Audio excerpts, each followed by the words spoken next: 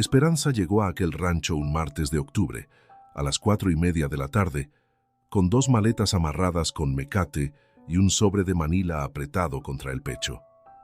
El camión la dejó en la curva donde termina el camino de tierra, antes de la subida que lleva a San Anselmo de los Magueyes, y de ahí caminó los 800 metros que faltaban, sintiendo cómo el aire de la sierra le enfriaba el sudor de la frente. No había nadie esperándola. No tenía a nadie que la esperara. El portón del rancho estaba caído sobre el lado izquierdo, sostenido por una sola bisagra oxidada, que crujía con el viento, y al fondo, a unos 50 metros de la entrada, se veía la casita de adobe con el techo de teja oscurecido por musgo y un encino enorme cuyas ramas casi tocaban la chimenea. En el corral de la derecha, una cabra vieja levantó la cabeza al verla, masticó despacio lo que tenía en la boca y volvió a bajar la mirada al suelo como si ella no le interesara. Más allá del corral, en el potrero, alcanzó a distinguir la silueta de una yegua, gris como ceniza apagada, que pastaba sola con la cabeza baja. Estaba preñada. Se le notaba en el vientre hinchado y en la manera lenta de moverse, como las mujeres que ya sienten el peso por dentro. Empujó el portón hacia un lado con el hombro, porque no podía levantarlo, y entró arrastrando las maletas por el camino de tierra que iba a la casa. Una lagartija gris se le cruzó por los pies y se metió entre las piedras del muro bajo. En el aire olía a tierra mojada de la lluvia de la madrugada, a magueyes y a algo más viejo que ella no supo nombrar entonces y que después aprendió que era el olor del fogón apagado durante meses. Ese olor a ceniza dormida que se queda en las casas vacías. Llegó a la puerta. Era de madera oscura, con una cerradura grande de hierro forjado, y la llave que le había dado el licenciado en Pachuca estaba en su bolsillo, envuelta en un pañuelo. La sacó con las manos temblando, no de miedo, sino de cansancio, y la metió en la cerradura. Giró pesado. La puerta se abrió hacia adentro, y la recibió un cuarto en penumbra, con una mesa de madera al centro, 2 sillas, un trastero contra la pared, un fogón de leña en la esquina y una imagen de la Virgen de Guadalupe colgada sobre la cama, descolorida por el sol que entraba por la ventana sin cortina. El piso era de tierra apisonada, barrido por última vez vaya a saber cuándo. Dejó las maletas en medio del cuarto, se sentó en una de las sillas y se quedó quieta. No lloró. Llevaba 12 años sin llorar y no iba a empezar ese día. Se quitó los zapatos, se frotó los pies, miró el techo de vigas oscuras y respiró. Esa tarde, amigos, comenzó todo. Si tú crees que una mujer de 62 años puede empezar de nuevo cuando todos creen que ya no le toca, déjame tu like ahora mismo. Suscríbete al canal Cuentos del Camino Real, activa la campanita y cuéntame en los comentarios desde qué rincón del mundo nos estás escuchando hoy. Ella se llamaba Esperanza Quintanar Salgado, y antes de aquel martes de octubre, su vida había sido la de muchas mujeres que ustedes conocen. Nació en un rancho chico de Hidalgo, hija mayor de 6 hermanos, aprendió a moler nixtamal antes de aprender a leer, y a los 19 se casó con Anselmo Rivera, un muchacho de Pachuca que era chofer de camión de carga y que tenía ojos grandes y manos callosas. Lo quiso desde el primer día y lo quiso hasta el último. Tuvo 3 hijos. Yo el primero en el 79, Ramiro 3 años después, y al final Brígida, la única mujer, en el 87. Anselmo manejaba camiones de Pachuca al norte, hasta Saltillo, hasta Monterrey a veces, y se iba semanas y volvía con dinero contado y con cansancio acumulado. Esperanza crió sola a los muchachos durante los días y juntos durante los pocos fines de semana que él estaba en casa. Compraron una casita en una colonia de Pachuca, con 2 recámaras y un patio chico, donde ella tenía gallinas y una guayaba que daba fruta cada noviembre. No eran ricos, pero no faltaba la comida ni los zapatos para los niños. Anselmo no fumaba, no tomaba de más, no andaba con otras. Era un hombre quieto. Hablaba poco, pero cuando hablaba decía lo que pensaba sin adornos. Le decía siempre, cuando se iba en la madrugada con su camión, lo mismo: «Cuídate, vieja». Y ella le contestaba: «Cuídate tú, que el camino es más largo que la casa». Una mañana de marzo, hace 14 años, no volvió. Un infarto en la carretera, cerca de Ciudad Valles, en el acotamiento, con el camión todavía encendido. Lo trajeron en una caja de madera barata que pagó la empresa porque dijeron que no tenía seguro al día. Lo enterraron en el Panteón de Pachuca un viernes nublado. Joel tenía 29 años, ya casado con Lucrecia y con un niño de meses. Ramiro tenía 26. Vivía en Querétaro con su esposa y una nena. Brígida tenía 22, recién casada también, viviendo en Tulancingo. Ella se quedó en la casita con 58 años, con una pensión chica que iba a llegar cada 15 del mes, y con deudas viejas de Anselmo que no sabía que tenía, tarjetas vencidas, un préstamo de la cooperativa, un acuerdo informal con un amigo que vino a tocarle la puerta a los 2 meses pidiéndole lo que su marido le debía. Para pagar todo eso vendió la casita. La vendió barata porque el comprador sabía que ella no tenía cómo esperar mejor precio, y cuando salió de la notaría con el dinero ya descontado de las deudas, no le quedaba para alquilar nada digno. Joel le dijo entonces, esa misma tarde, en la fonda donde fueron a comer después de firmar: «Véngase a vivir con nosotros, mamá. Ayuda a Lucre con el niño mientras se reorganiza. Total, no más unos meses, hasta que decida qué hacer». Lucrecia, sentada al lado de Joel, asintió con la cabeza pero no dijo nada. Ella le dijo: «Gracias, mijo, no más unos meses». Esos meses fueron 12 años. Lucrecia tuvo un segundo niño un año después de que ella se mudó.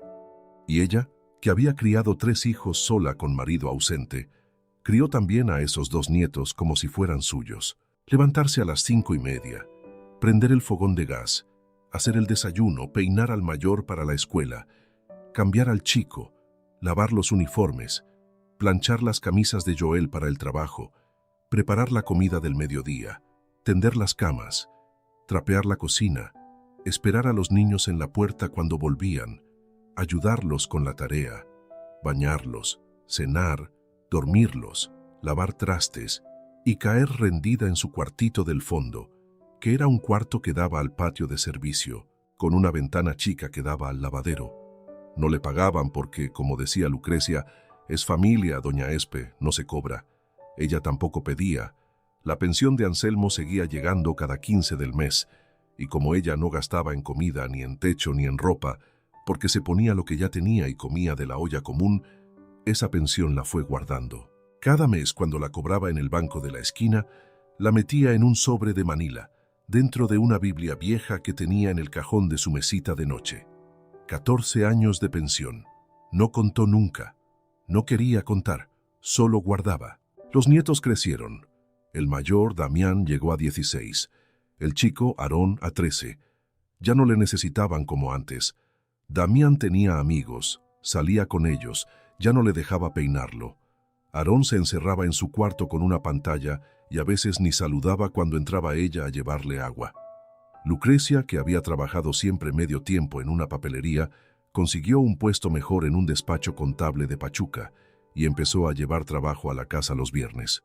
Necesitaba espacio, necesitaba silencio, necesitaba un escritorio. Su cuartito del fondo era el único que sobraba en esa casa. Joel se lo dijo una noche de febrero, en la cocina, mientras ella terminaba de secar los últimos trastes. No la miró a la cara. Estaba parado contra la pared con las manos en los bolsillos, hablando hacia el lavadero. «Mamá», dijo, «hemos estado pensando, Lucre y yo, y también los muchachos, que tal vez ya es hora de que usted recupere su independencia. 12 años son mucho tiempo. Usted ha hecho mucho por nosotros, mamá, eso nadie lo va a olvidar. Pero Lucre necesita un espacio para trabajar desde la casa, y los niños ya están grandes, y nosotros queríamos ofrecerle algo. Hablamos con Ramiro y con Brígida. Entre los 3 podemos pasarle una ayuda mensual, para que usted alquile un cuartito en una vecindad por aquí cerca, donde esté tranquila, sin tener que andar atendiendo a nadie. ¿Cómo ve, mamá?». Ella siguió secando el plato. Lo secó bien. Lo guardó en el trastero. Tomó el siguiente y le contestó sin voltear: «Está bien, mijo». Eso fue todo lo que dijo. «Está bien, mijo». Terminó de secar los trastes, le dio las buenas noches, se fue a su cuartito, cerró la puerta y se sentó en la cama. No lloró. Sacó la Biblia del cajón, sacó el sobre de Manila, contó el dinero por primera vez en 14 años. Eran billetes de 500 y de 200, ordenados por valor, doblados a la mitad y atados con ligas. Tardó más de 1 hora en contar. Era más de lo que pensaba, mucho más. Lo guardó otra vez. Apagó la luz. Durmió 5 horas seguidas, profundas, sin sueños. Como no dormía desde el día en que enterró a Anselmo. Al día siguiente empezó a buscar. No le dijo a nadie. Compraba el periódico regional los miércoles en un puesto de la esquina, cuando salía a hacer el mandado. Revisaba los avisos de venta de terrenos y ranchos chicos en los pueblos de Hidalgo. 3 semanas pasaron. Vio un anuncio de un terreno en Tepeapulco. Lo descartó porque estaba muy plano y muy cerca de la carretera grande. Vio otro en Singilucán. Ese sí lo fue a ver un sábado, pero la casa estaba peor que un establo, y el dueño quería el dinero en efectivo el mismo día sin papeles, cosa que no le dio buena espina. Vio un tercero por el rumbo de Mineral del Monte, pero quedaba a 3 horas a pie del pueblo más cercano, sin agua corriente, y ella, a sus 62 años, sabía que tampoco era cosa de meterse en aventuras imposibles. La 4ª semana encontró el aviso bueno. Un rancho de 4 hectáreas en San Anselmo de los Magueyes, municipio de Huasca de Ocampo. Casa de adobe, corral, troje, pozo, encino centenario. Dueño finado, sin descendencia directa, vendían los sobrinos. Precio negociable, urge. Llamó desde el teléfono público de la tienda de la esquina, porque no quería que apareciera el número de su celular en ninguna llamada. Atendió un licenciado de Pachuca, sobrino del finado. Le preguntó si tenía con qué pagar. Le dijo que sí. Le preguntó cuánto ofrecía. Le dijo una cifra que era menos de lo que pedían, pero más de lo que ella había planeado dar. Hubo un silencio. Después dijo: «Véngase usted misma a verlo el sábado, doña, y si le gusta, cerramos esa misma tarde en la notaría de Huasca». Le dijo que iba. El sábado tomó el camión a Huasca sin avisar a nadie. Le dijo a Lucrecia que iba a ver a una comadre vieja a Tizayuca y que volvía al anochecer. Lucrecia ni preguntó más. Se encontró con el licenciado en la plaza del pueblo. La llevó al rancho en una camioneta. Era 1 hora antes del mediodía. La sierra estaba con neblina baja. Los magueyes brillaban con el rocío, y cuando llegaron al portón caído y vio el encino y la casita de adobe y el corral con la cabra vieja y la yegua gris en el potrero, supo que era suyo antes de bajarse de la camioneta. El licenciado le explicó que el dueño anterior, don Anselmo Martín Quesada, había muerto en mayo del año pasado, de viejo, en su cama, sin nadie al lado, y que cuando lo encontraron, 2 días después, fue por el alboroto de la cabra que no había sido ordeñada y se la oía balar desde el camino. Era hermano de su padre. No se había casado. No había dejado nada escrito. Los sobrinos, que eran 4 y ninguno vivía en el campo, querían vender lo más rápido posible. Le preguntó por la yegua y por la cabra. Le dijo que iban incluidas en el precio porque nadie las había venido a recoger. La yegua estaba preñada, le dijo. Eso ya lo había visto él mismo. No sabía de cuántos meses. Le preguntó si había gallinas, perros, gatos. Le dijo que un gato negro andaba por ahí, pero nadie lo veía mucho, y que las gallinas habían sido vendidas hacía meses por un vecino que tenía permiso del licenciado. Le dijo que aceptaba. Esa misma tarde firmó en la notaría.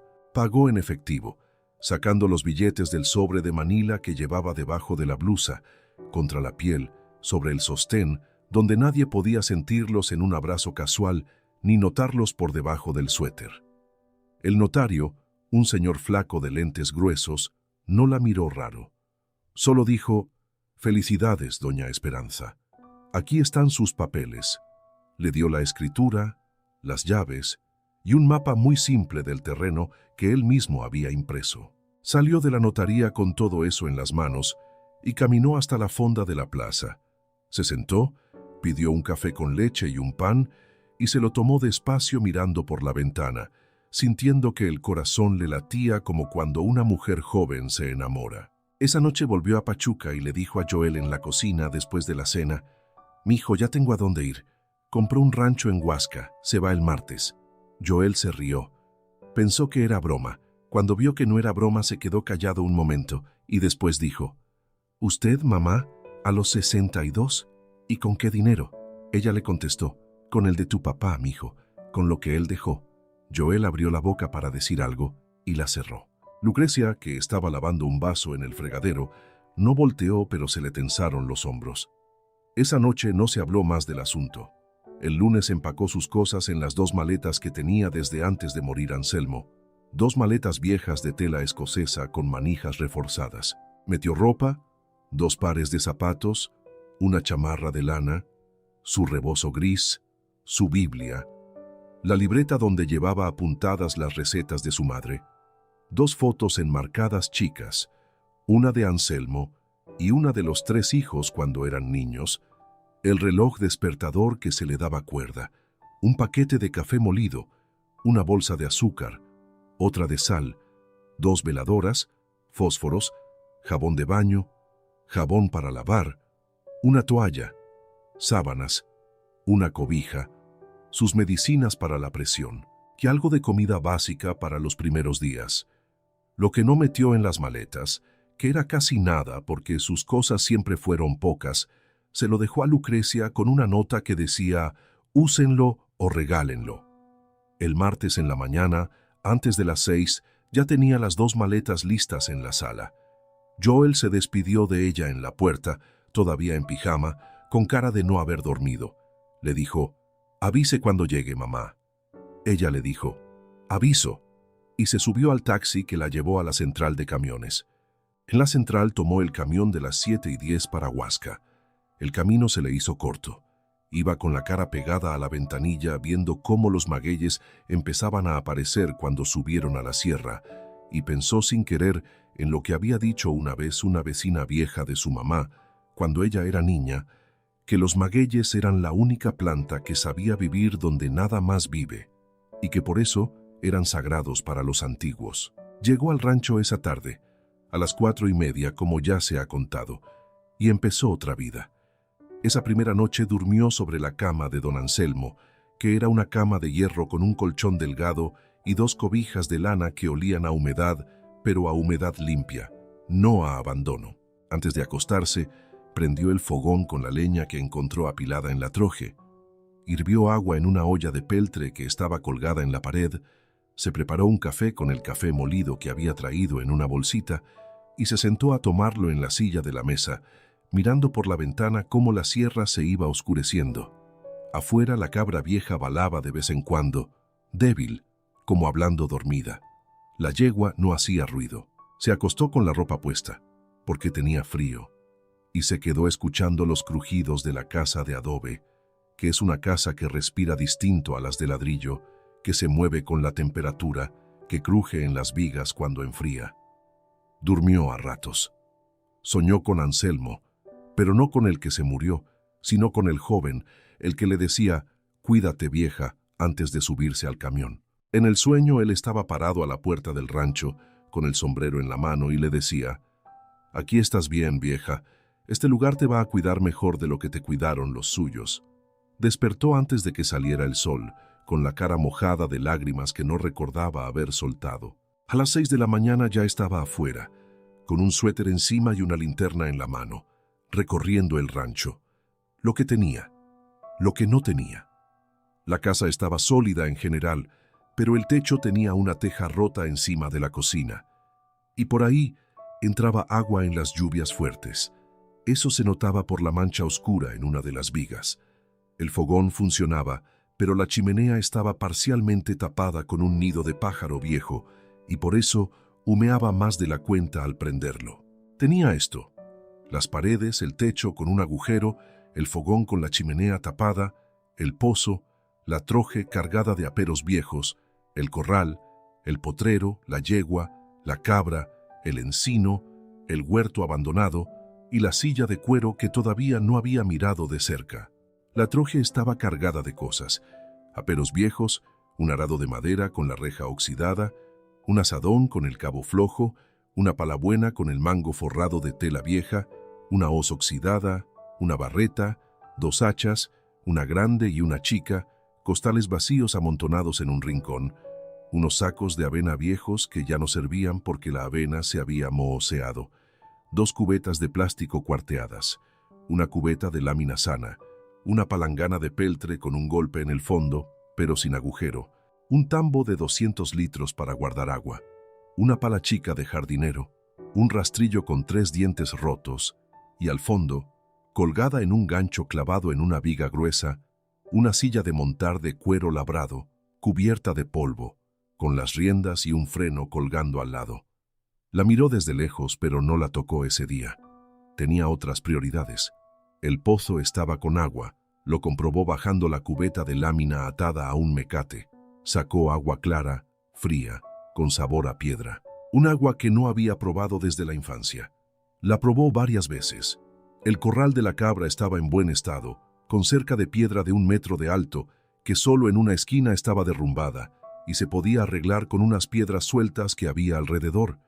El potrero donde estaba la yegua era amplio, 2 hectáreas más o menos, con pasto seco, pero todavía con algo de hierba verde en las zonas bajas. Había una acequia chica que pasaba por el fondo del potrero, casi seca pero no del todo. El encino centenario le daba sombra a la casa por el lado oeste, y las raíces eran tan gruesas que se veían por encima de la tierra como brazos viejos. En la parte trasera de la casa había un huerto abandonado, con tierra negra todavía buena, donde se notaba que alguien había sembrado en su momento, y un duraznero medio seco que tal vez se podía rescatar con riego. Detrás del huerto, un grupo de 6 magueyes grandes, todavía sin escarbar, con las pencas oscuras y firmes. Más allá de los magueyes, la barda de piedra que marcaba el lindero sur con la barranca del manantial. Hizo su lista mental: la teja del techo, la chimenea, el cabo del asadón, el portón, la esquina del corral, el nido de pájaro y la cosa más urgente de todas, alimentar bien a la yegua porque estaba preñada y se le notaban las costillas. La cabra parecía mejor, comía de todo. Hasta cardo seco la vio masticar esa mañana. Le calculó a la yegua, por la barriga, unos 8 meses. No tenía cómo saber exactamente. Iba a tener que aprender a leerle el cuerpo. A media mañana, cuando estaba en el corral acomodando piedras de la esquina, escuchó un ruido de cascos por el camino. Levantó la cabeza. Por la curva venía un hombre montado en una mula. La mula era color tabaco, con las orejas largas y los ojos quietos, y el hombre era flaco, con sombrero de palma viejo, chamarra de mezclilla descolorida y barba de 3 días entrecana. Se acercó al portón. Se bajó de la mula con un movimiento lento que no era de cansancio, sino de costumbre, y amarró las riendas en el poste. Caminó hasta el corral donde estaba ella. Se quitó el sombrero. Le dijo: «Buen día, doña». Le contestó: «Buen día». Él miró alrededor. Miró la yegua a lo lejos. Miró la cabra que se había acercado a observarlos. Y después dijo: «Yo soy Bardomiano Escutia. Vivo del otro lado del cerro, por la vereda de los 3 encinos. Conocí a don Anselmo. Me enteré ayer en el pueblo de que usted llegó». Ella le dijo: «Mucho gusto, don Bardomiano. Soy Esperanza Quintanar». Él asintió. Le dijo: «Traje algo». Caminó de regreso a la mula, abrió una alforja de cuero, sacó una soga enrollada de ixtle nueva y volvió. Se la entregó. «Para la yegua», dijo. «Las preñadas se asustan con cuerda nueva. Esta ya la sobé yo con grasa de cebo, ya está suave». Le agradeció. Él se quedó un momento más sin decir nada, mirando hacia el potrero. Después dijo: «La yegua se llama Cenicera». Así le decía don Anselmo, por el color y porque la encontró de potranca al lado de un fogón apagado, allá por el rumbo de Mineral del Chico, hace unos 15 años. La cabra no tiene nombre que yo sepa. Yo le decía la madrina porque siempre andaba con la cenicera como cuidándola. Ella le dijo: «Voy a seguirles diciendo así». Él asintió. Después dijo: «Si necesita algo, doña, pase por el pueblo y pregunte por ella en la tienda de doña Felisa. Ella le avisa». Ella le dio las gracias otra vez. Él se subió a la mula, se acomodó el sombrero y antes de irse dijo sin mirarla: «Las cosas en su tiempo». Y se fue al trote despacio por donde había venido. La mula se llamaba Tinaja. Eso lo aprendió después. Se quedó con la soga en la mano. La olió. Olía a cebo viejo y a fibra de ixtle. La sobó entre los dedos. Estaba suave, en efecto. Caminó al potrero con la soga enrollada en el hombro. La cenicera estaba pastando en el fondo, cerca de la acequia. Cuando la vio acercarse, levantó la cabeza y la observó. Ella se detuvo a unos 30 metros. Le habló. Ella le dijo: «Buenas, mi hija. Yo soy Esperanza. Voy a estar viviendo aquí. No vengo a molestar todavía». La yegua la miró un rato largo, movió las orejas y volvió a bajar la cabeza al pasto. Se quedó parada ahí 10 minutos sin acercarse más, solo viéndola. Después regresó a la casa. Esa fue la primera lección que aprendió, sin que nadie se la enseñara. A los animales del campo no se les acerca uno el primer día. Se les muestra que uno está y se les deja decidir cuándo acercarse ellos. En la tarde fue caminando al pueblo. Eran 40 minutos por la vereda. Entró a la tienda de doña Felisa, que estaba en una esquina de la plaza, con una puerta de madera vieja y un letrero descolorido que decía «Abarrotes la Esperanza», casualidad que le hizo sonreír sin querer. Doña Felisa era una mujer de su edad más o menos, con el cabello recogido en un chongo, delantal azul, anteojos en la punta de la nariz.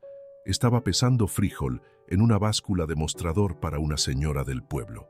Cuando terminó la miró. Ella le dijo: «Buenas tardes, doña. Soy Esperanza Quintanar. Compró el rancho del finado don Anselmo». Ella asintió. Ya sabía. En los pueblos chicos todo se sabe antes de que pase. Le dijo: «Bienvenida, doña Esperanza. ¿Qué se le ofrece?». Le pidió lo básico para esa semana: arroz, frijol, café, azúcar, sal, manteca, jabón, una vela grande, fósforos, y le preguntó si vendía masa. Le dijo que masa fresca llegaba los lunes, miércoles y viernes a las 7 de la mañana, traída de una molienda del pueblo de al lado. Le preguntó si había alfalfa o avena por ahí cerca para la yegua. Le dijo: «Pregunte por don Bardomiano, él tiene siembra. O por Abundio Cienfuegos, que vende costales en el rancho de los Nogales». Pagó con un billete del sobre, que tenía bien escondido en otro bolsillo. Antes de irse le preguntó: «¿Hay partera por aquí, doña?». Ella la miró con curiosidad, sin preguntar. Después dijo: «Para mujeres y para bestias, la que más sabe es doña Romualda Pichardo. Vive a la entrada del pueblo, casa blanca con bugambilia. Si necesita usted que la atienda, dígale que la mandó la Felisa». Le agradeció. Salió con el mandado en una bolsa de tela que doña Felisa le prestó. Caminó hasta la casa blanca con bugambilia. Tocó la puerta. Le abrió una mujer alta, flaca, de unos 70 años, con el cabello blanco corto, una bata floreada y unas manos grandes con dedos largos y nudillos marcados. Doña Romualda Pichardo, partera. Le explicó quién era y por qué había ido. Le preguntó si podía venir un día al rancho a ver a la yegua, para decirle cuánto le faltaba y qué tenía ella que tener preparado para el parto. Ella la miró con calma, como si le midiera el tamaño. Después dijo: «El lunes voy, a las 10 de la mañana. ¿Tiene usted café?». Le dijo que sí. Le dijo: «Entonces a las 10», y cerró la puerta sin más. Volvió al rancho con la luz cayendo, caminando rápido para llegar antes de la oscuridad. Esa noche, después de cenar un huevo con frijoles y una tortilla, prendió una vela en la mesa y abrió el cajón del trastero por primera vez. Quería ver qué había dejado don Anselmo. Encontró platos de peltre apilados, 2 vasos, cubiertos viejos pero limpios, un molcajete chico y al fondo, debajo de un mantel doblado, un cuaderno de pasta café gruesa con las esquinas dobladas por el uso. Lo sacó, lo abrió. En la primera hoja, con letra de hombre grande y firme, decía: «De Anselmo Martín Quesada. Lo que aprendió del rancho de los Magueyes. Año de 1962. Pasó las hojas. Estaba todo escrito a mano, con tinta azul que en algunas partes se había desvanecido y en otras todavía estaba fuerte. Recetas, fechas de siembra, marcas en los magueyes para saber cuándo darles raspado, cuidados de la yegua que tenía antes de la cenicera, una que se llamaba Calandria y que murió en el 88.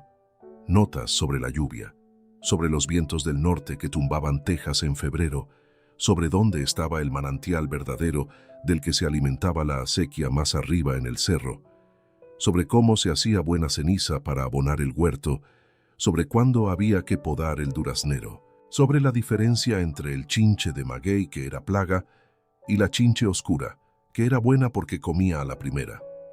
Lo cerró despacio, lo dejó encima de la mesa, lo iba a leer despacio, día por día, como si fuera una carta larga del hombre que le había dejado todo eso sin saber que se lo dejaba. El lunes a las 10 en punto, llegó doña Romualda al rancho caminando con un morral de ixtle al hombro. La invitó a pasar. Le sirvió café. No quiso azúcar. Salieron al potrero. La cenicera estaba bajo el encino chico que había al fondo. Doña Romualda la observó desde lejos un rato largo. Después caminó despacio hacia ella, hablándole bajito, palabras que Esperanza no entendió del todo, como un rezo o un saludo en otra lengua. La yegua no se movió. Doña Romualda llegó hasta ella. Le pasó la mano por el lomo. Le tocó el vientre con las dos manos abiertas. Se quedó así un minuto, y después caminó alrededor, mirándola por todos lados. Volvió hasta donde estaba ella. Le dijo, 2 meses le faltan, tal vez menos, pariendo a finales de noviembre o principios de diciembre, según el frío. ¿Es primeriza? Le dijo que no sabía. Ella le dijo, no es. Tiene marcas viejas de parto en las ancas, pero hace tiempo que no pare, y está flaca. Necesita avena con miel de piloncillo y mucha agua limpia. Y mucho descanso. No la moleste ni la mueva. ¿Sabe usted lo que tiene que hacer en un parto de yegua? Le dijo que no. Ella asintió. Le dijo, vamos a la troje. Buscamos un costal sano. Encontramos uno. Lo llenó hasta la mitad con tierra seca y lo amarró bien, con movimientos rápidos. Después lo dejó sobre una banca de madera que había en el corredor de la casa. Le dijo, meta el brazo, hasta el codo. Le obedeció. Sintió la tierra apretada, áspera, caliente del sol. Ella le dijo, cuando el potro viene de nalgas, lo que sale primero son las patas traseras, pero a veces una pata viene doblada hacia atrás y se atora. Si eso pasa, usted tiene que meter el brazo, encontrar la pata, agarrarla por la pezuña con cuidado, sin jalar, y traerla hacia adelante poco a poco, sin lastimar a la madre por dentro. Si jala fuerte, rompe a la madre, y se muere la madre. Si no la trae, se muere el potro. Practique, adentro, hasta el codo, y busque la pata imaginaria. Una y otra vez. Estuvieron así 1 hora. Esperanza metía el brazo y doña Romualda la corregía. La mano paralela al cuerpo, no atravesada. Sin uñas largas, le dijo. Córteselas y límelas antes del parto. La pezuña se agarra desde atrás, no desde el frente. Y nunca jale hacia abajo, siempre hacia adelante, paralelo al lomo de la yegua. Después de la hora le dijo, ya, doña, ya sabe lo básico. Pero si llega el momento, yo trato de venir. Si no puedo, usted sabe. Hay quien la ayude. Ella le dijo, don Bardomiano le ha venido a saludar. Le dijo, él sabe. Si está en su rancho y usted le manda razón con alguien del pueblo, él viene. Pero a veces él tampoco está. Aprenda como si fuera a estar sola, porque tal vez lo esté.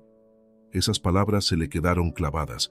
Aprenda como si fuera a estar sola, porque tal vez lo esté. Doña Romualda se fue cerca del mediodía, después de tomarse un segundo café.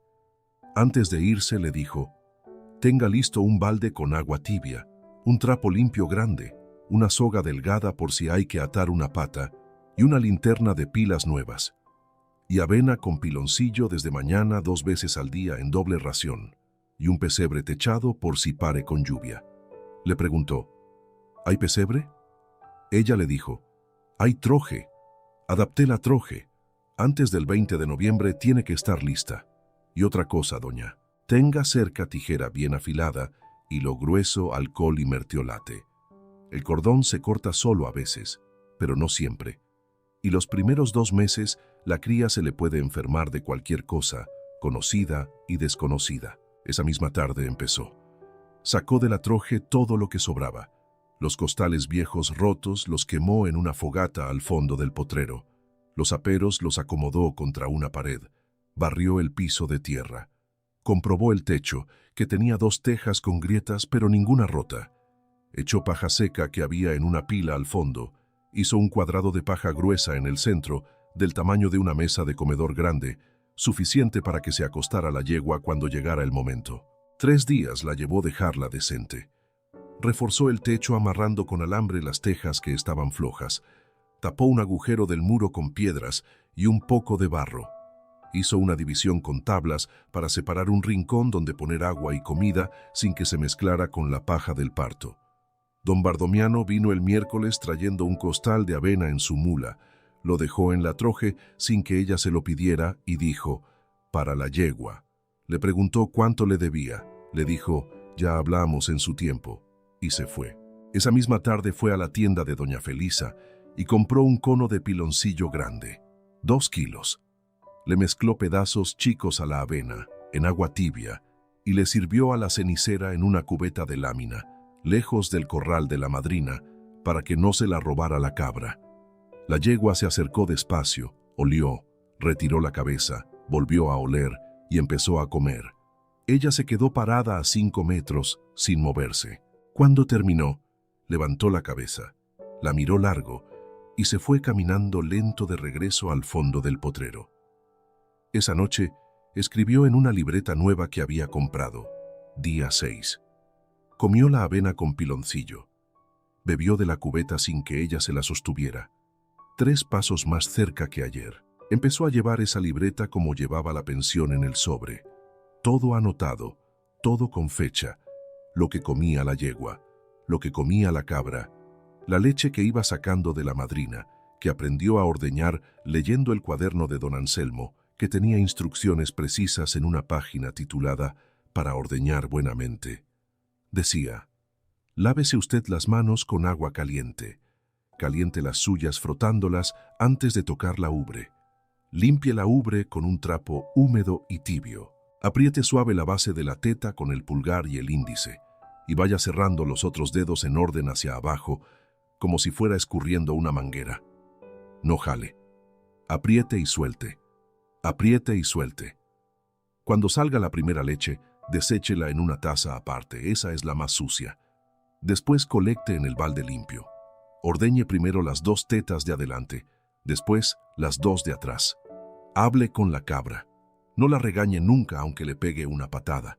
Le va a pegar las primeras veces. Pegüese usted al flanco de ella, no se separe. Si está pegada, las patadas no agarran fuerza. Acabe siempre. La leche que se queda se le seca a la cabra y se enferma. Apunte cuánto sacó cada día. Su nombre, Anselmo Martín Quesada, escribió esto un 7 de mayo de 1979 para acordarme yo mismo. Ella siguió esas instrucciones al pie de la letra. La primera vez que ordeñó a la madrina, le pegó 2 patadas, una en el muslo y una en la pantorrilla. Las 2 veces aguantó pegada al flanco, como decía el cuaderno, y las patadas se fueron quedando flojas. Al 4.º día ya no le pegó.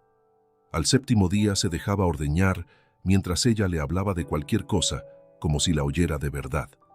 La madrina daba poco, medio litro al día, suficiente para que ella tomara y para hacer un requesón chico una vez a la semana. Lo aprendió a hacer también con las instrucciones del cuaderno. Cuajaba la leche con limón, la colaba en un trapo, la prensaba con una piedra encima y al día siguiente tenía requesón fresco que comía con tortilla y sal. Era el mejor requesón que había probado en su vida, no porque fuera distinto al de la ciudad, sino porque era suyo. Los días empezaron a tener forma.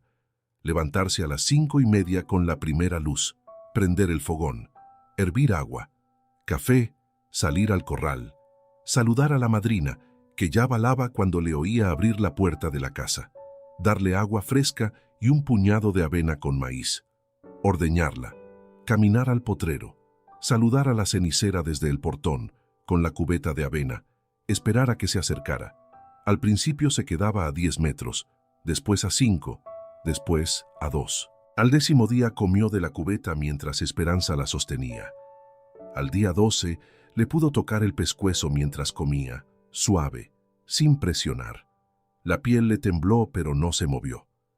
Al día 15, le puso la soga de don Bardomiano por encima del cuello, sin amarrarla, solo apoyada. La dejó ahí 2 minutos, se la quitó, le habló. Ella le dijo: «Vas bien, mi hija». Al día 18, le pasó la soga por la cabeza, como cabestro, sin atarla todavía. Ella movió las orejas, pero no se asustó. Al día 22 ya caminaba al lado suyo del potrero a la troje, con el cabestro puesto, despacio, sin que ella tuviera que jalarla. Aprendió a tocarle la barriga, a sentir cuándo se movía el potro adentro. La primera vez que sintió el movimiento, una patadita débil contra su mano, se rió sola en el potrero. La yegua la miró. Ella le dijo: «Ahí estás, chiquito, ya te espero». Mientras tanto, el huerto trasero empezó a hablarle. Una mañana lo midió con pasos largos, 8 por 6 metros, 48 metros cuadrados de tierra negra que había sido cuidada en su tiempo. Don Anselmo había dejado anotado en el cuaderno qué se sembraba en cada rincón. Jitomate en el lado oriente porque agarraba el sol de la mañana, chile en el medio, cilantro y rábano cerca de la casa porque eran los que más se cosechaban diario, cebolla en el lado norte. Ella no podía sembrar todo de una vez. Empezó chico. Compró semillas en la tienda de doña Felisa, un sobre de rábano y uno de cilantro, y plantó en 2 surcos que abrió con el azadón después de afilarle el cabo.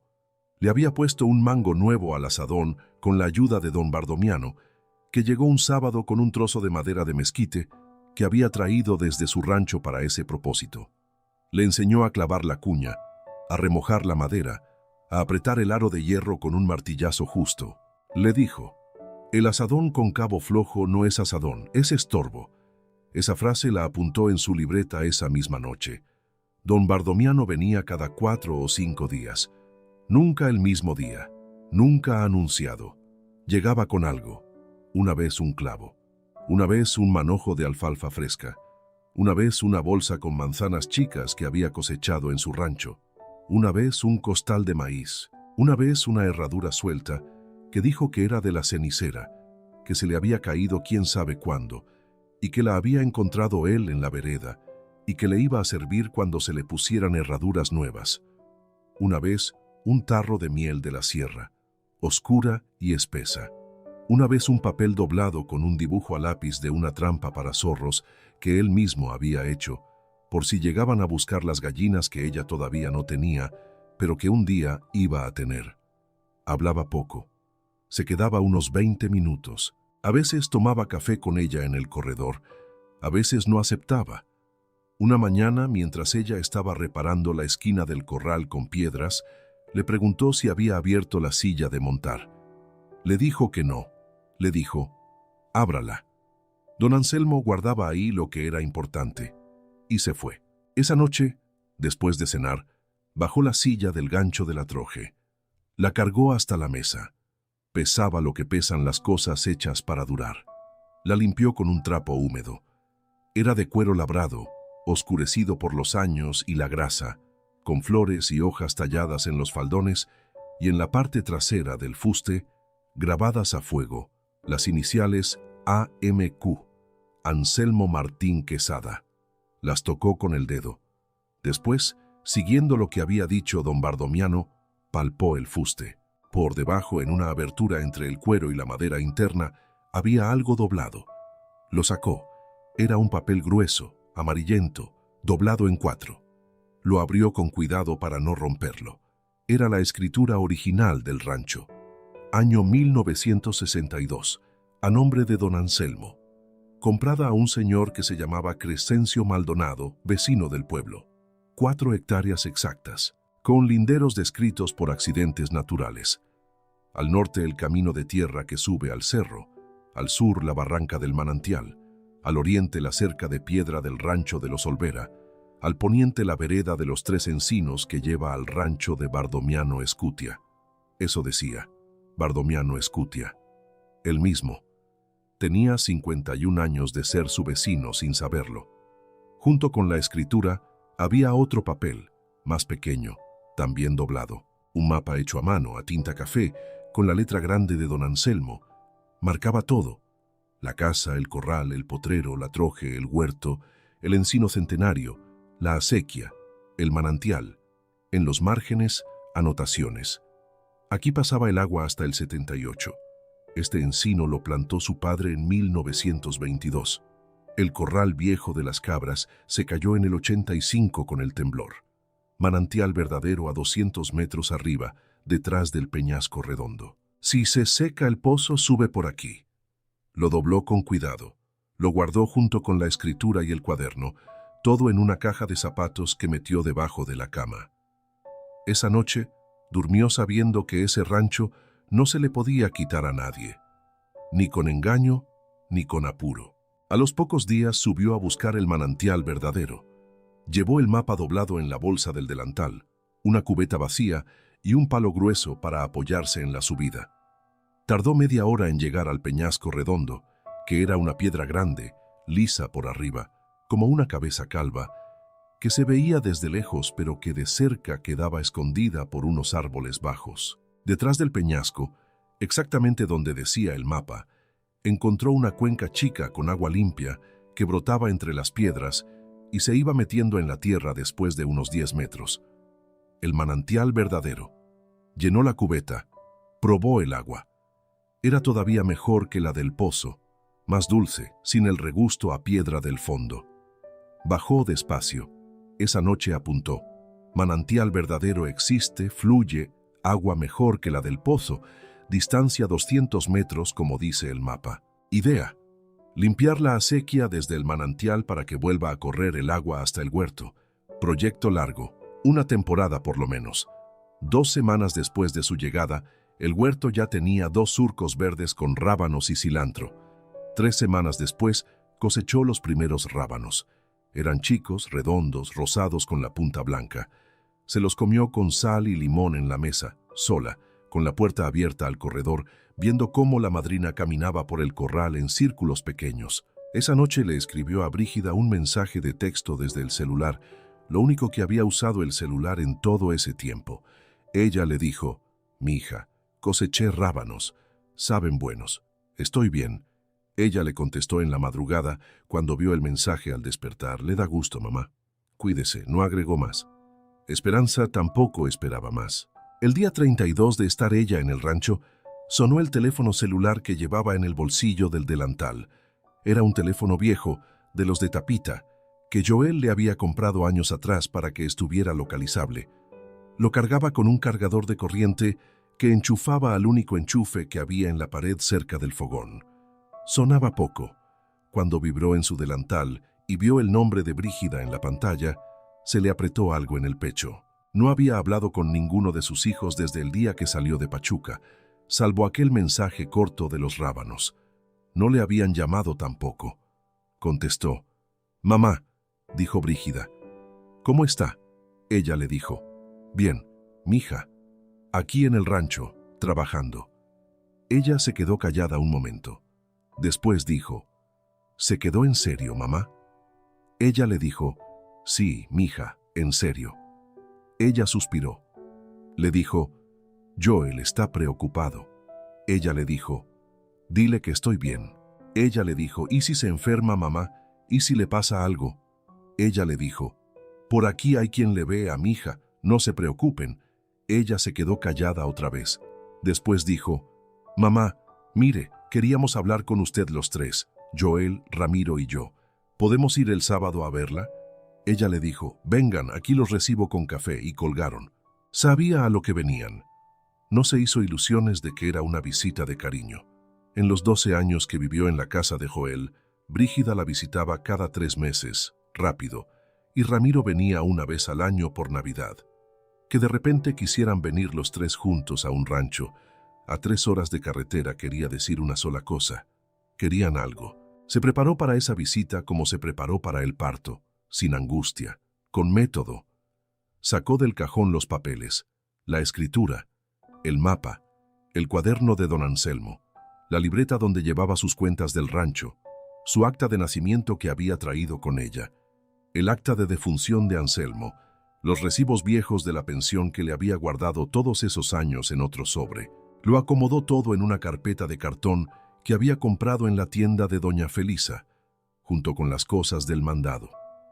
La carpeta la guardó en el cajón del trastero. Limpió la casa entera.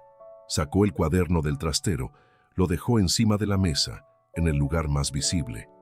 Compró café del bueno, no del más barato. Compró pan dulce el viernes en la panadería del pueblo, conchas y orejas y un par de cuernos, y esperó. El sábado llegaron a las 11:30 de la mañana en la camioneta de Joel, una Nissan vieja pero cuidada. Bajaron los tres. Joel, con jeans y camisa de cuadros, lentes de sol que se levantó cuando la vio. Ramiro, más alto, con polo azul, expresión seria.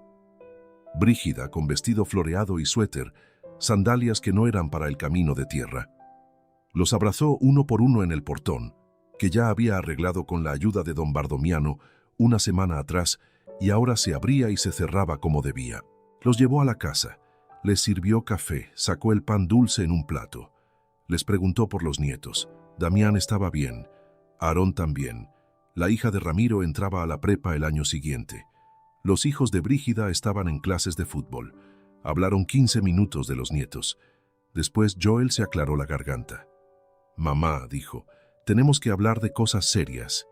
Ella le dijo, «Te escucho, mijo». Joel habló 10 minutos, casi un discurso. Ella lo dejó hablar. Dijo que estaban preocupados, que el rancho era muy aislado, que ella, refiriéndose a ella, ya no estaba en edad de andar cargando cubetas y atendiendo animales, que el dinero de la pensión de papá era un dinero que había sido para el sustento de los tres en su momento, pero que después de la venta de la casa había quedado como un patrimonio común, que era una imprudencia haber comprado algo sin consultar, que el rancho podía valer más adelante, que ellos podían ayudarla a administrarlo, que si ella firmaba un poder general a nombre de Joel, él podía encargarse de los pagos del predial, de las gestiones legales, de mantener todo en orden mientras ella descansaba en la casa de uno de ellos. Brígida le había ofrecido el cuarto de visitas en Tulancingo. Era amplio, tenía baño propio. Ella iba a estar mejor ahí. Y el rancho seguía siendo suyo, claro, mamá. Nadie le iba a quitar nada. Solo se trataba de tener las cosas en orden. Cuando terminó, los tres le miraron. Ella sirvió más café en silencio. Después dijo, «¿Y dónde dormía ella si volvía con ustedes, Joel? ¿En qué cuarto, mijo, si el suyo ya es oficina?» Joel parpadeó. No le respondió. Miró a Brígida. Ella le dijo, «El cuarto de visitas de Tulancingo está libre los 365 días del año, mija. ¿O nada más cuando no viene tu suegra?» Brígida bajó la mirada al café. Miró a Ramiro. Ella le dijo, «¿Y tú, mijo? ¿Por qué no le ofreces tu casa de Querétaro?» Ramiro le sostuvo la mirada. Después dijo, «Porque no cabemos, mamá». Ella le dijo, «Ya». Esperó. Ninguno habló. Entonces les dijo lo siguiente, despacio, mirándolos uno por uno. «Mijos, escúchenme bien, porque no se los voy a repetir. La pensión de su papá la recibí yo, durante 14 años, porque yo era su esposa, no su socia. Era para mí. Si la guardé fue mi decisión. Si la gasté fue mi decisión. Y ese rancho lo compré yo con ese dinero. Y está a mi nombre, con escritura del notario, y aquí están los papeles». Tocó la carpeta de cartón sobre la mesa. No la abrió. Continuó. «No les voy a firmar ningún poder. No me voy a ir a vivir a Tulancingo, ni a Pachuca, ni a Querétaro. Voy a vivir aquí. Y cuando me muera, este rancho va a quedar en herencia a quien lo merezca. Y no se hereda por sangre, mijos. Se hereda por presencia. El que esté conmigo cuando me toque, ese se queda. El que no, no. Eso es todo. ¿Quieren más café?» Ninguno quiso más café. Brígida tenía los ojos rojos. Ramiro estaba mirando por la ventana. Joel tenía las dos manos sobre la mesa, los nudillos blancos. Después de un silencio largo, Joel dijo, «Mamá, está siendo injusta». Ella le dijo, «No, mijo, estoy siendo clara, es distinto». Volvió a ofrecer pan. Brígida agarró un pedazo, lo dejó en el plato. Ramiro se paró, dijo que iba a fumar un cigarro afuera y salió. Joel se quedó sentado, mirando la mesa. Después de un rato dijo, «¿Y la salud, mamá? ¿Quién la va a atender si se pone mala?» Ella le dijo, Aquí hay partera, doctora en el pueblo, vecinos. Más atención de la que tenía en tu casa cuando vivía con ustedes, mijo, donde nadie se daba cuenta si ella se iba a dormir temblando de fiebre. Joel cerró los ojos un momento. No le respondió. ¿Comieron algo? Brígida le preguntó por la yegua. La llevó al potrero. La cenicera vino caminando al cabestro cuando la llamó. Brígida la tocó. Lloró un poco en silencio. Le dijo, ¿está usted bien, mamá? Sí, mija. Estoy bien. Se quedaron hasta las 3 de la tarde. Antes de irse, en el portón, Joel le dijo, piénselo, mamá. Ella le dijo, ya lo pensé, mijo. Maneja con cuidado. Quédense con Dios. La camioneta se fue por el camino de tierra levantando polvo. Ella se quedó en el portón, viendo hasta que se perdió en la curva. Después caminó a la casa, se sentó en la silla del corredor y se quedó mirando el encino centenario un rato largo, sin pensar en nada en particular. La madrina se acercó al corral y le baló desde el otro lado de la cerca. Ella le dijo, ya, niña, ya se fueron, vamos a ordeñar. Esa semana, el martes, tomó el camión a Pachuca. Pasó el día completo allá. Fue a un notario que no era el mismo de Joel ni de nadie de la familia. Un notario nuevo, recomendado por doña Felisa, que tenía una sobrina secretaria en esa notaría. Hizo su testamento.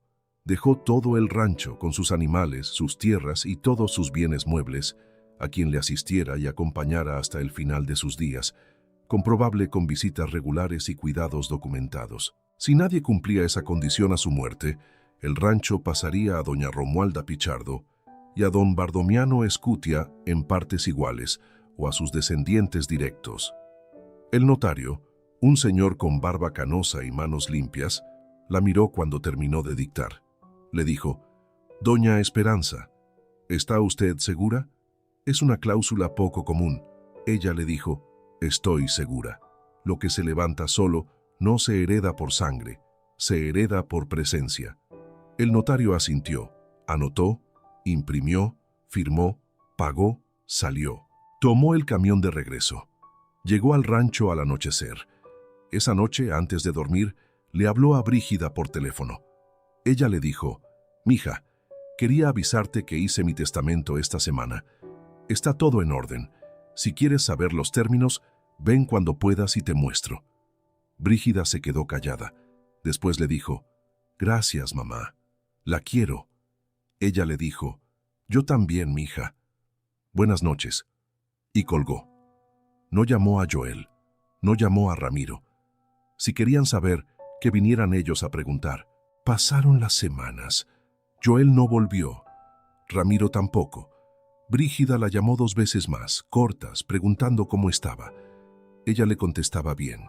Le contaba algo de la yegua, algo de la cabra, algo del huerto que ya estaba empezando a sembrar atrás de la casa. Ella escuchaba. No volvió al rancho, todavía no. Mientras tanto, la vida del rancho seguía. Don Bardomiano le ayudó a destapar la chimenea, subiendo al techo con una vara larga y un trapo amarrado en la punta, y bajando un nido de pájaro enorme que tenía huesitos pequeños y plumas viejas. Después de destapar la chimenea, el fogón humeaba mucho menos y la cocina se calentaba derecho. Doña Felisa le consiguió por una sobrina suya una docena de gallinas criollas a buen precio, café con manchas blancas, todas jóvenes, que llevó al rancho en 2 cajas amarradas.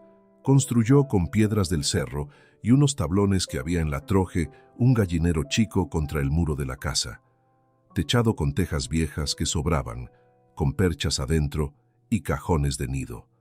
Las gallinas se acostumbraron en 3 días. La primera mañana que juntó 9 huevos del gallinero, habló sola en voz alta y dijo, «Gracias, niñas». Una de las gallinas, una más oscura que las otras, se quedó parada junto a la puerta del gallinero cada vez que ella salía a juntar los huevos, como si la esperara. La empezó a llamar Solita. No supo por qué se le ocurrió ese nombre, pero se quedó. El huerto creció. Sembró jitomate en el lado oriente, como decía el cuaderno de don Anselmo, en una temporada que él mismo marcaba como buena, y las matas pegaron bien. Sembró chile jalapeño, epazote, calabacita, 2 surcos más de cilantro, una hilera de cebolla, una mata sola de hierbabuena que pegó de un esqueje que le regaló doña Felisa. El duraznero, que pensó que estaba seco de raíz, dio yemas nuevas después de que lo podó con la ayuda de don Bardomiano, que vino una mañana con su tijera de podar y le enseñó por dónde cortar y por dónde dejar. Le dijo: el durazno responde si se le da otra oportunidad. Como tantas cosas, esa frase también se la apuntó. Empezó a hacer requesón con regularidad. Doña Felisa le dijo un día que si quería ella, se lo vendía en la tienda, en porciones chicas envueltas en hoja de plátano. Al principio le mandaba 2 requesones por semana, después 3, después 5. Era poca cosa, pero era el primer dinero propio que ella ganaba en su vida sin haber pedido permiso a nadie. Lo guardaba en una lata de café vacía que tenía sobre el trastero. Cuando juntaba lo suficiente, compraba algo nuevo para el rancho, herramientas, semillas, una sartén buena, una linterna de pilas extra para tener de respaldo, un par de botas de hule para la lluvia. La acequia le dio mucho trabajo y también mucha alegría. Decidió limpiarla a mano, empezando desde el manantial verdadero y bajando. Don Bardomiano le ayudó 3 mañanas, sin que ella se lo pidiera, llegando antes del amanecer con palas y barreta. Sacaron lodo, piedras, raíces, ramas atoradas, un costal viejo enterrado, hasta unas latas de refresco oxidadas que alguien había tirado años atrás. Conforme la limpiaban, el agua empezaba a correr más fuerte. Para el día número 40 de estar ella en el rancho, el agua del manantial ya llegaba hasta el potrero, donde se metía en una poza chica que cavó al lado del encino centenario para que la cenicera y la madrina pudieran beber agua corriente, no del pozo. La cenicera tomó del manantial el primer día que llegó y después no quiso volver a tomar del balde del pozo, como si supiera la diferencia. Doña Romualda volvió al rancho 2 veces antes del parto. La segunda vez, a finales de octubre, examinó a la cenicera con más cuidado que la primera. Le tocó el vientre durante varios minutos. Le metió la mano por debajo de la cola, con suavidad, hasta donde se pueden meter ciertas cosas sin lastimar. Salió, se lavó. Le dijo: el potro está bien acomodado por ahora, la cabeza para abajo, pero a estos potrillos a veces se les ocurre voltearse al final. No bajen la guardia. Tenga preparado todo desde el 15 de noviembre. Le preguntó: ¿y si se voltea? Ella le dijo: si se voltea sale de nalgas. Eso ya lo hablamos. Practique en el costal. Le dijo que practicaba 2 veces a la semana. Ella asintió. Después le dijo: y recé. Yo no soy de rezar, pero a veces sí. Hay cosas en la sierra que oyen lo que uno pide en voz baja. Esa noche, después de cenar, se puso a leer el cuaderno de don Anselmo otra vez, buscando alguna parte sobre partos de yeguas. La encontró, escrita en una sección que decía nacimientos. Don Anselmo había escrito ahí los partos de cada animal que había tenido. El primer parto de la calandria en 65, el segundo en 69, un potro que nació muerto en 72 y al que enterró bajo el encino del fondo, marcado con una piedra blanca que ella no había notado y que después fue a buscar y encontró. 4 partos más de la calandria, todos bien. Un primer parto difícil de la cenicera, en 2005, que duró 7 horas, y al que ayudó un veterinario que venía de Tulancingo. Después siguió. La cenicera tuvo 2 crías más, una en 2008 y otra en 2011, las 2 vendidas. Su mano tembló al ver eso. Por primera vez, supo que la yegua que ahora era suya había sido madre antes, varias veces, y que el potro que venía iba a ser su 4.º hijo conocido, sin contar los que tal vez tuvo antes de que don Anselmo la comprara. La preparación final empezó el 15 de noviembre, como había dicho doña Romualda. Limpió la troje a fondo otra vez. Cambió toda la paja por paja nueva, que don Bardomiano le consiguió en el rancho de los Nogales a buen precio. Le mandó a doña Felisa un encargo: 2 linternas nuevas con pilas extra, una caja de mertiolate, una botella chica de alcohol, hilo grueso de pescar, una tijera nueva quirúrgica, vendas de gasa y 2 trapos blancos limpios del tamaño de manteles. Todo se lo trajo la sobrina de doña Felisa una tarde, en una caja de cartón. Lo acomodó todo en una repisa que clavó en la pared de la troje, a la altura del pecho, donde lo podía alcanzar sin agacharse. La cenicera le miraba hacer todo eso con curiosidad. A veces se acercaba a olfatear la repisa, movía las orejas y se iba a tomar agua. El 20 de noviembre vino don Bardomiano con 3 cosas. Una pomada de árnica con romero que su abuela enseñó a hacer y que ahora hacía su hermana en su rancho, un costal chico de avena fresca y una bolsita de tela con hojas secas. Le dijo: si después del parto a la yegua le da fiebre, le pone usted estas hojas en agua hirviendo, deja reposar, las cuela y le da a beber media olla 3 veces al día. Es romero de monte con mejorana. Le preguntó qué eran las hojas. Le dijo: cosas que conoce uno. Y se fue. El 22 de noviembre amaneció con neblina espesa. La sierra entera estaba envuelta en un blanco grueso que no se movía con el aire. Ella salió al potrero a las 6:30 con la linterna prendida, aunque ya había luz, porque la neblina era tan densa que no se veía a 10 metros. La cenicera estaba bajo el encino chico, quieta, con la cabeza baja, respirando fuerte. Le tocó el lomo. Estaba sudando, aunque la mañana estaba fría. La barriga la tenía baja, mucho más baja que el día anterior. Le acarició el cuello. Ella le dijo: hoy, mi hija, hoy llegamos. La llevó al cabestro, despacio, hacia la troje. Caminó con ella sin protestar, pero más lento que de costumbre, parándose cada 5 o 6 pasos. La metió en el pesebre que tenía preparado, con la paja gruesa, el balde de agua tibia al lado, los trapos limpios doblados, la linterna nueva con pilas frescas, la soga delgada por si acaso, una palangana con jabón y alcohol, las uñas suyas recortadas y limadas la noche anterior, la tijera quirúrgica en su empaque, el hilo, el mertiolate. Cerró la puerta de la troje con tranquilla. Salió, caminó al pueblo. Eran las 7:20. Fue a la casa de doña Romualda. Tocó. Salió ella en bata con el cabello suelto. Le dijo: ¿oyes? Ella le dijo: ¿oyes? Le dijo: ay, doña, no puedo. Su hija dio a luz anoche en Acaxochitlán. Le llamaron a las 3 de la mañana. Le voy en cuanto se levante el primer camión. Le miró con pena. Le dijo: usted sabe, tiene todo. Aprenda como si fuera a estar sola. Ella le dijo: ya estoy sola, doña. Vaya con su hija. Le dijo: rezo por usted desde allá. Le besó la mano y salió.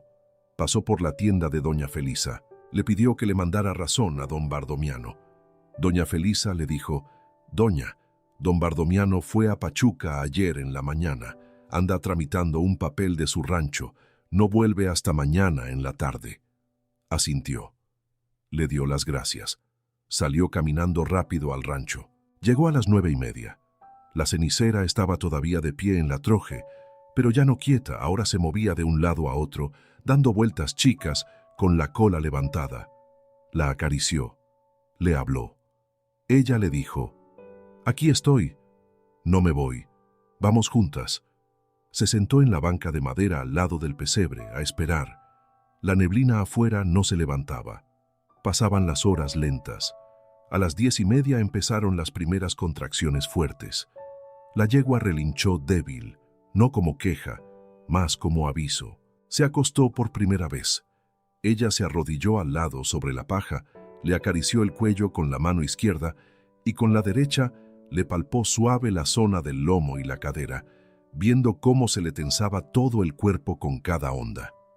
Las contracciones se repitieron cada 3 o 4 minutos. A las 11:20 le rompió fuente. Salió un chorro de líquido amarillento sobre la paja. La cenicera resopló fuerte. Se incorporó un momento sobre las patas, dio 2 vueltas inquietas en el pesebre y se volvió a acostar, esta vez sobre el lado derecho, estirando las patas traseras. Ella se lavó las manos con jabón hasta el codo 2 veces, frotando bien las uñas.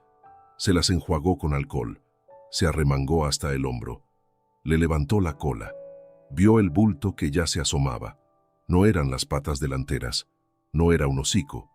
Era una cola pequeña y una pata. Una sola pata, doblada. La otra venía atrás.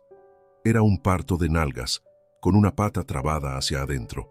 Exactamente lo que doña Romualda le había dicho que podía pasar.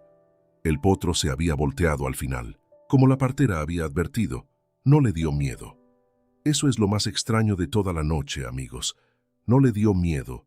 Sintió algo más viejo que el miedo, algo que se le activó por dentro como si lo hubiera traído ella siempre desde antes de nacer.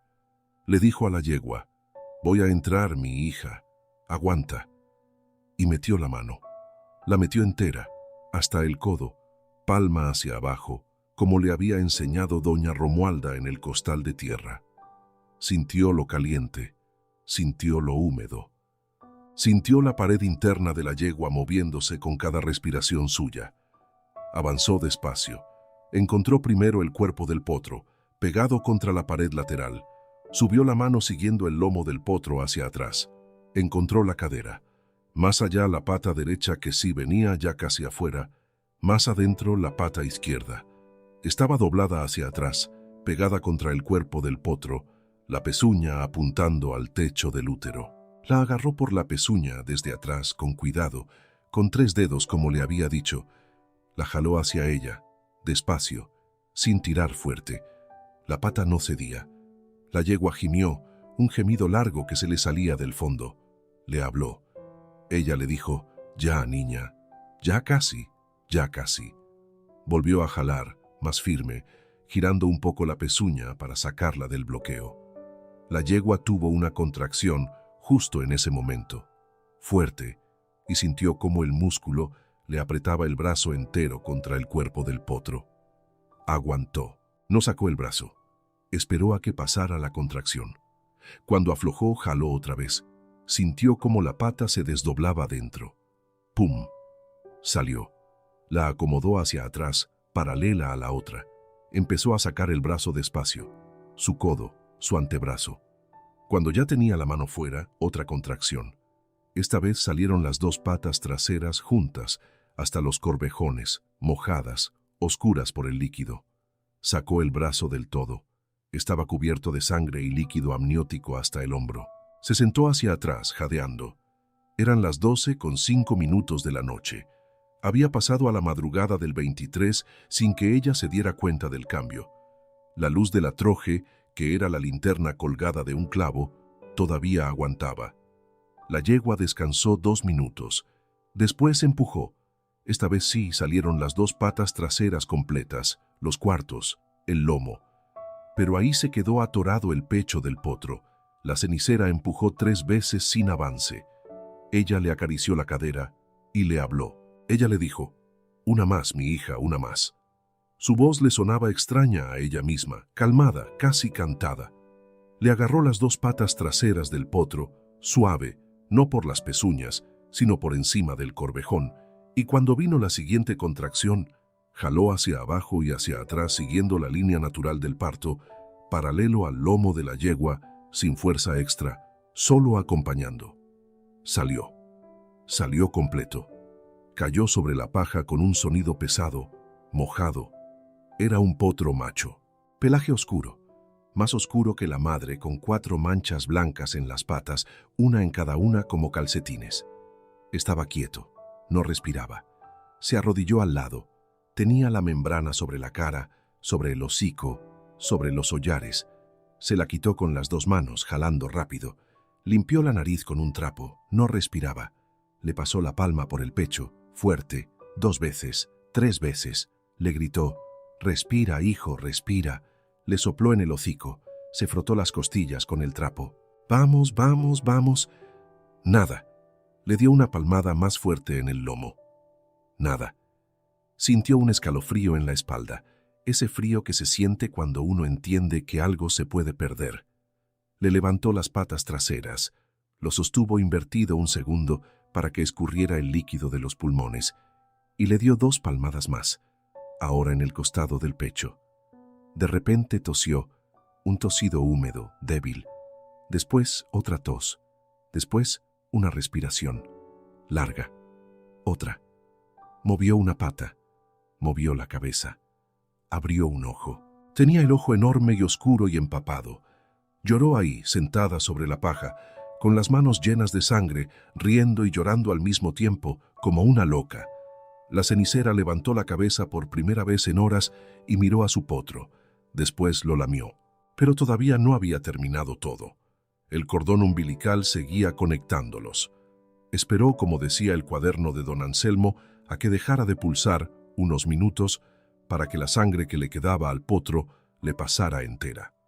Cuando ya no se sentía latido en el cordón, agarró la tijera quirúrgica del paquete, la limpió con alcohol, cortó a unos 2 dedos del vientre del potro, aplicó mertiolate en el muñón con un algodón.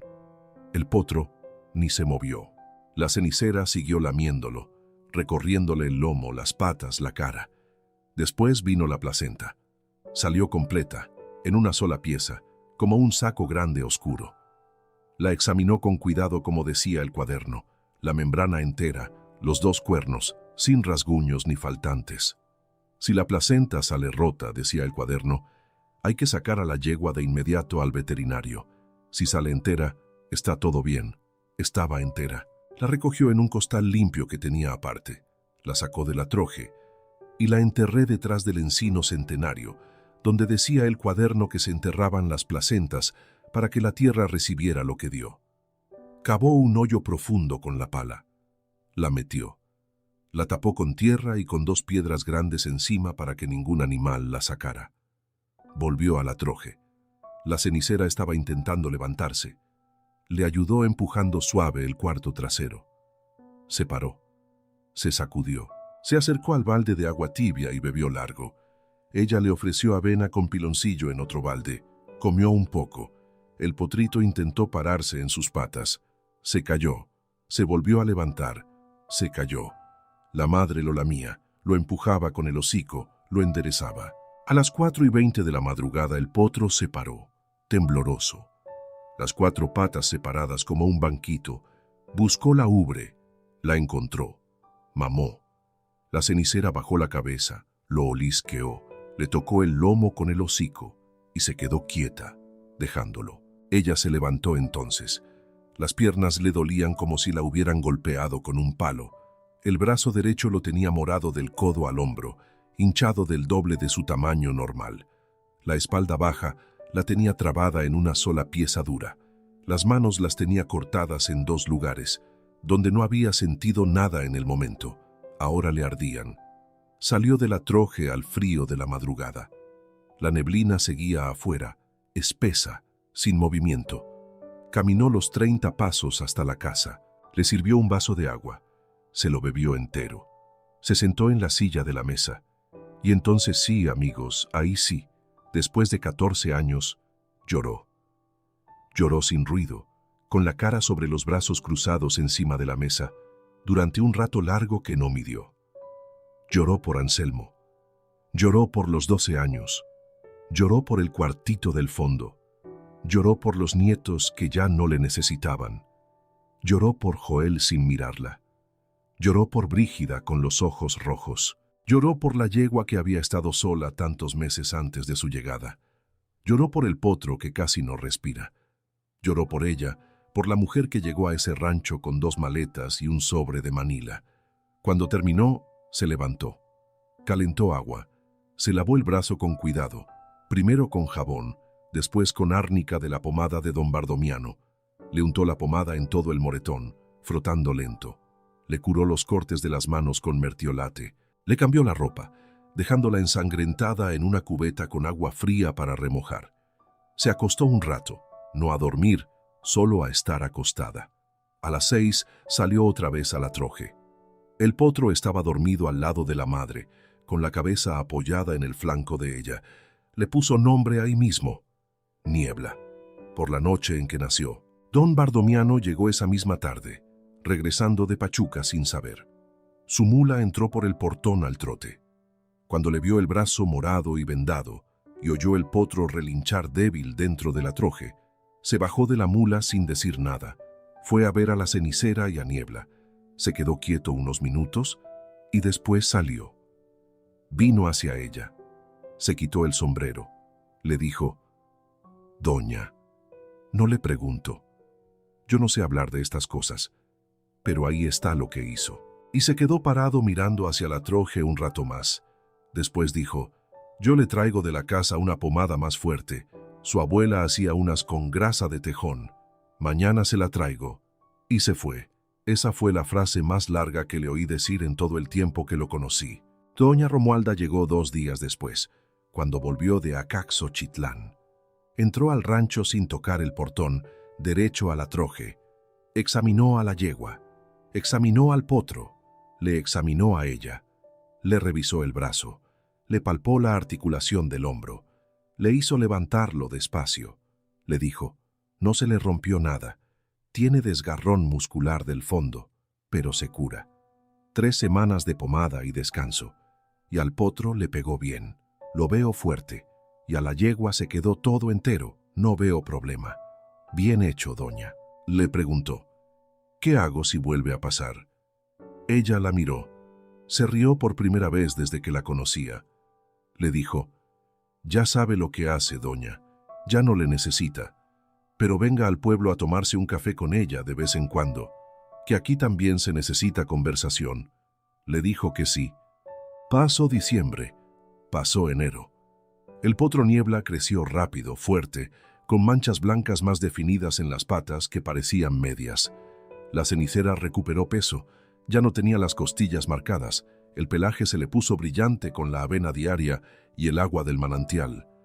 La madrina siguió siendo la sombra del potro como antes lo había sido de la madre, balando débil cuando Niebla se alejaba demasiado de ella en el potrero. Su huerto trasero dio sus primeras hojas de rábano otra vez, en la segunda siembra, sus primeros brotes de cilantro, sus primeros jitomates verdes que prometían rojo para febrero.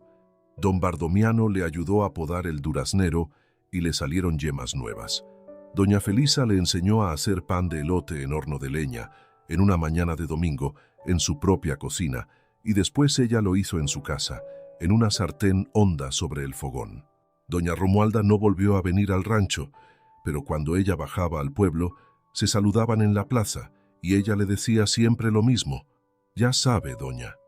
A finales de enero limpió la silla de montar a fondo, con grasa de cebo, con paño suave, durante 3 tardes seguidas. La engrasó, la aceitó.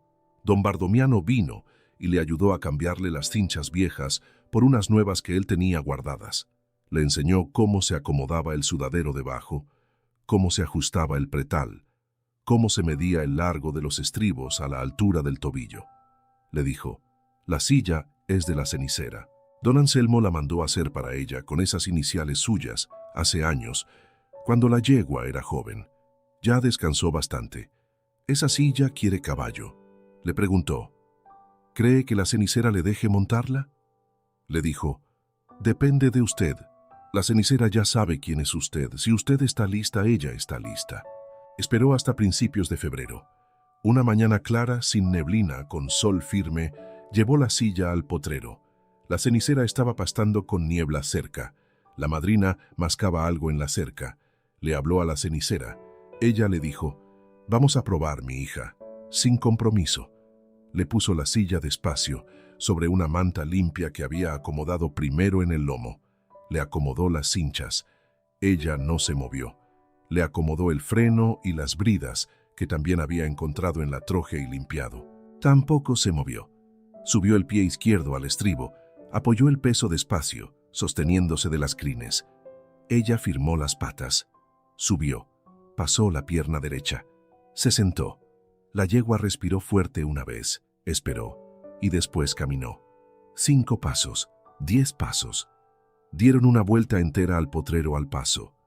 Niebla las siguió un rato, y después se distrajo con una mata. La madrina las miró pasar y baló 2 veces. Bajaron en el corredor. Ella bajó temblando un poco, no de miedo, de algo más grande que ella no supo nombrar. Le acarició el pescuezo. Ella le dijo: «Gracias, mi hija». Esa misma tarde, en la libreta, escribió: «Días 100 y tantos». Montó a la cenicera, con la silla de don Anselmo, por el potrero, 5 minutos, sin caerse. Brígida volvió al rancho un sábado de marzo, sola, sin avisar. Llegó en un taxi desde Pachuca, bajó con una bolsa pequeña. Le abrazó largo en el portón, lloró en su hombro. Ella le acarició la espalda. Ella le dijo, «Ya, mija, ya».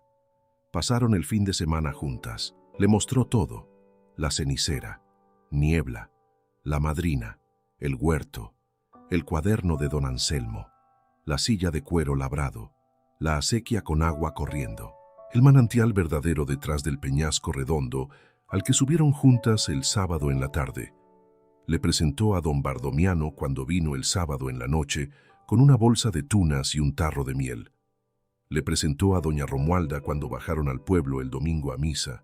Brígida miraba todo con los ojos muy abiertos.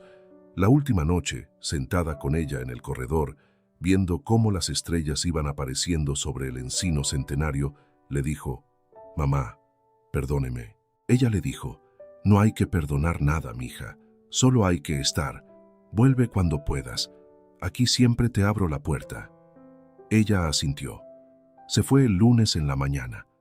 Le dio un frasco de mermelada de durazno que había hecho con los duraznos del árbol que habían rescatado. Se la llevó. Joel no volvió. Ramiro tampoco. Brígida regresó 2 veces más antes de que llegara mayo, una sola, una con su esposo. El esposo se enamoró del rancho, se lo dijo en voz baja la última noche junto al fogón. Le dijo, «Doña Esperanza, usted no sabe lo que tiene». Ella le dijo, «Sí sé, mijo, por eso vine». A finales de abril, doña Felisa le ofreció vender su requesón y su mermelada en una mesa de la feria del pueblo, que se hacía cada 15 de mayo, día de San Isidro. Le dijo que sí. Preparó 40 requesones y 20 frascos de mermelada de durazno con piloncillo. Hizo también una decena de panes de elote y unas bolsitas de pinole.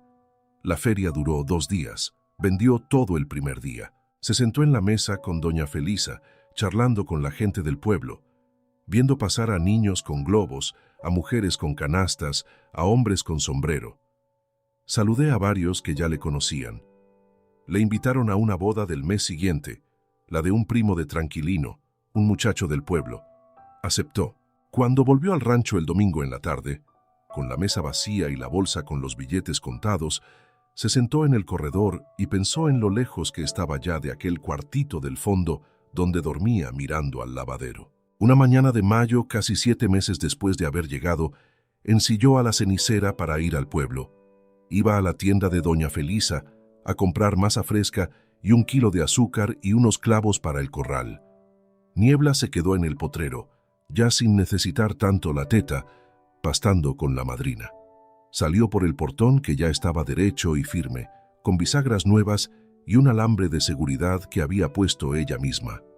Cruzó al paso despacio. La cenicera caminaba tranquila, con la cabeza alta, las orejas atentas a los ruidos del camino. La silla de cuero labrado con las iniciales AMQ crujía suavecito bajo su peso, como una conversación entre la silla y el cuerpo de la yegua. El aire de la sierra olía a maguey y a humedad de pasto fresco. A lo lejos, en la curva donde meses antes le había bajado del camión con 2 maletas y un sobre de Manila, vio pasar otro camión, parar, dejar a una persona que no alcanzó a reconocer y seguir. Tal vez era alguien que llegaba a su propio comienzo. No iba a saber. Apuró el paso de la yegua un poco. Detrás de ella, Niebla relinchó suave desde el potrero. La madrina baló 2 veces. Solita la gallina cacareó desde el gallinero. Volteó. Les habló en voz alta, sabiendo que el viento se iba a llevar su voz hasta ellos. Les dijo, «Vamos, mi hija, tenemos que volver antes de que oscurezca». Y siguió. Si esta historia te conmovió, déjame tu like ahora mismo. Suscríbete al canal Cuentos del Camino Real y activa la campanita para no perderte ninguna historia. Cuéntame en los comentarios cuál fue el momento que más te tocó hoy.